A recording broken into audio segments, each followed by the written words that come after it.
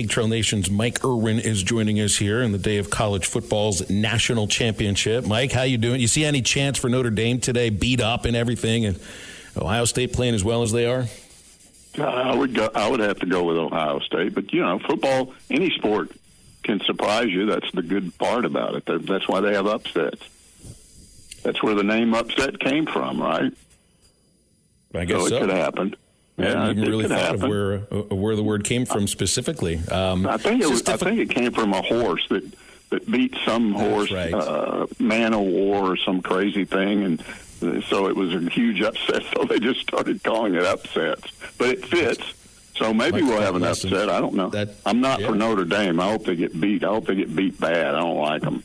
But it's difficult to tell sometimes. Like, you think you know what you're watching. It's just like the NFL playoffs over the weekend. Lamar Jackson is not a turnover machine in the regular season, but in the postseason he is. You can't. It's not just chalking it up to playing against better teams, because he didn't turn it over against a lot of good teams in the regular season too. It's just, sometimes I don't know if it's the moment gets to you or you were just due for a bad game.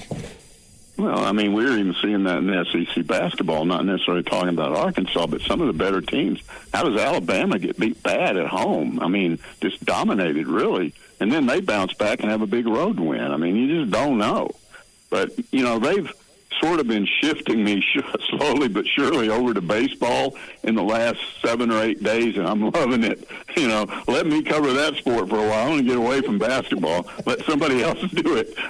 I don't want that anymore. So, I am looking forward to baseball season, and I hope it doesn't turn into a bad thing, because if it does, Dave Van Horn, they're gonna be after him. We posted that preseason interview he did last week on the internet, and the first comment was, I think it's embarrassing that he hasn't won a national championship.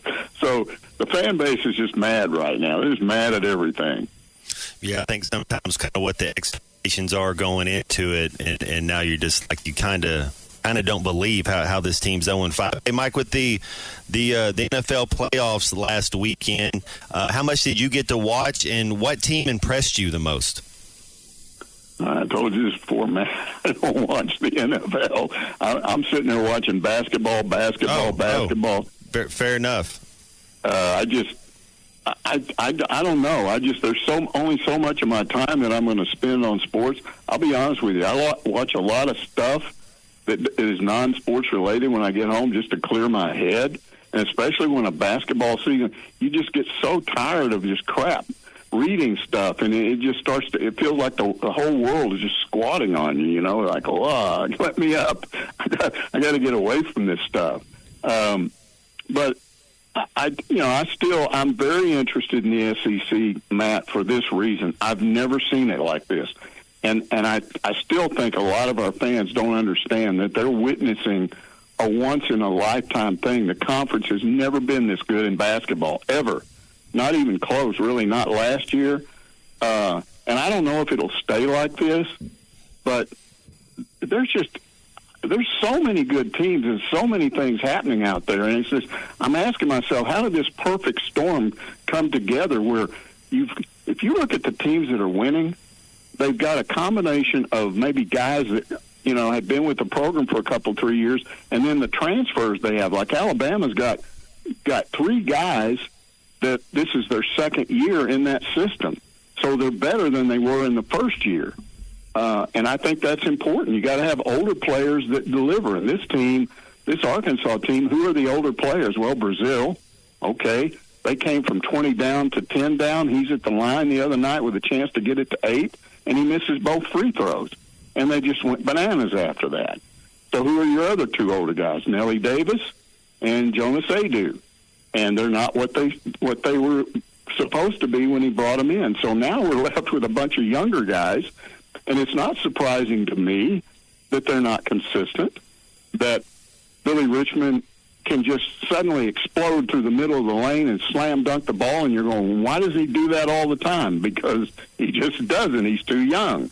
We see flashes of what he can be, but not always.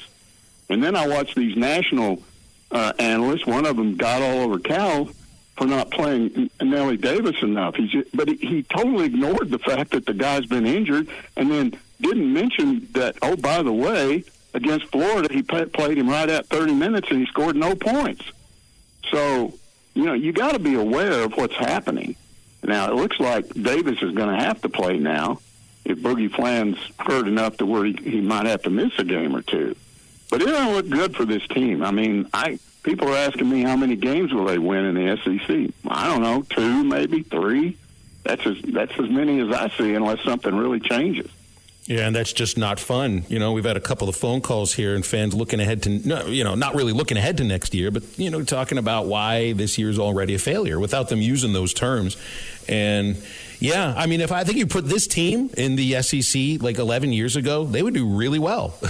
They might do very well. But you're right. I mean, this is happening in a year where the SEC is just taking this massive rocket launch into the atmosphere. And it's just got to be, you look back at when the schools were admonished by the SEC administration for not caring about basketball. Next thing you know, you get a few better coaches that come into the league, and it's not just Cal, and there's some success that ends up going a little bit better over a few years. And then the next thing you know, you get this complete change in college sports with the portal and NIL and a league that's flush with cash, and maybe some of it's coming from football too, but it's just kind of interesting where right now there's this conversation of, well, the SEC is falling in football. It's just 2 years in a row. You don't have anybody in the championship game, but it's still an amazing league, and they're making reasons up for why, bigger cities for some of the Big Ten schools and smaller campuses and smaller cities in the SEC. But meanwhile, you look at basketball, and it's completely opposite from that, where the Big Ten isn't so good this year, and the SEC is amazing, and you just don't see Arkansas fitting into it right now. Not this year, at least. What's going to be interesting is once we get to the NCAA tournament, what happens to these SEC teams then? Because if they continue to play the way they did in non-conference and the way they're honestly playing against each other, then you could expect to see some situations where the only way an SEC team gets knocked out is if another SEC team knocks them out. So what does the Sweet 16 look like? How many are left in the Elite Eight? How many get into the Final Four? That'll be a real test of how strong this league is. But right now, I haven't seen anything like it. And I'm not just talking the SEC. I'm used to certain other conferences, being dominant. And I don't think there's ever been anything like this. I think Arkansas is kind of right there at the bottom, maybe with South Carolina, some team, and LSU. I think if they played LSU here, they'd probably beat them. So you got maybe 3 teams there at the bottom, and I think all 3 of those teams are good. They're not. Their fans probably think their team stinks. Well, it doesn't stink. It's just not as good as those other teams. This would be, as you said, you put this in another SEC a few years ago, or I think if you even took some of these teams and these bottom 3 teams and stuck them in the Big 12 or another conference, they'd be much higher up in those conferences. But it is what it is. You can't get away from it. I'm just thinking Cal's probably sitting there at night thinking, I should have taken a job outside the SEC. I should have gone somewhere else. Well, Mike, you mentioned you're excited about covering baseball coming up. I know I am. If they get outside Friday and Saturday, I'll get out there and watch it as long as I possibly can, or at least as long as I can take it. Gabe Gackel named Baseball America preseason SEC Pitcher of the Year, and I can just hear the screaming of fans all across the state. No, they do not want any of those sorts of awards. But I'll tell you what.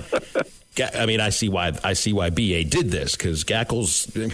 Sorry, listeners who don't want to hear this kind of stuff, but it just is a fact of this. The sky is the limit for Gabe Gackel.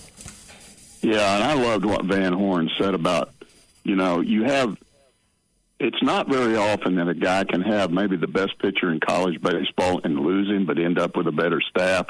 But people aren't remembering, if they think that, what was happening on Saturday and Sunday with the starters, of the inconsistency, and how you were having to use a bullpen over a lot.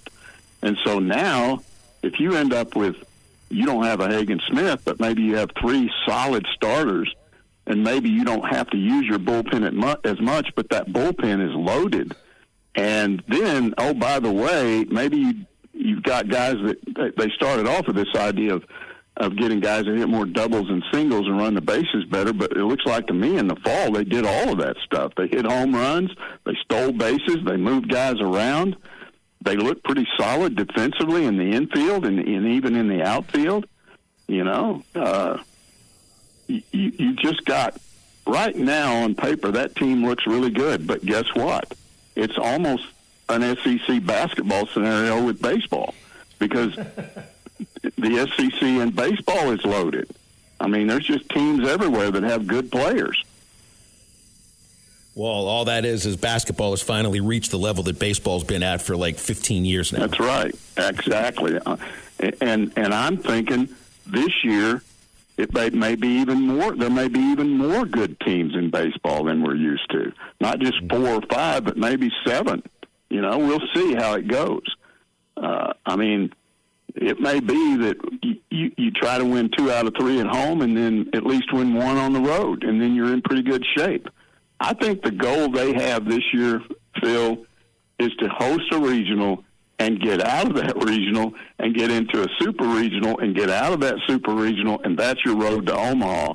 And then once you get to Omaha, it's just a whole new season when you get there. But you got to get there. You can't not get out of your own regional.